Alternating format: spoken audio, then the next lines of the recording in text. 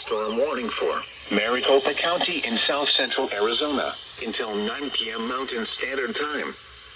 At 8:01 p.m. Mountain Standard Time, a wall of dust was along a line extending from near Metro Center to near Waddell to near Palo Verde to near Gila Bend, moving north at 40 miles per hour.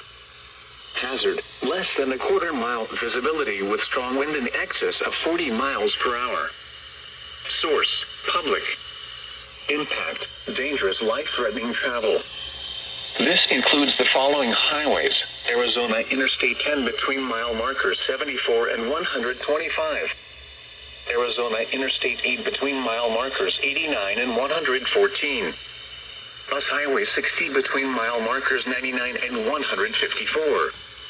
Locations impacted include Phoenix, Glendale, Peoria, Surprise, Goodyear, Buckeye, El Mirage, Wickenburg, Youngtown, Gila Bend, Tonopah, Sun City West, Waddell, Circle City, and Sun City.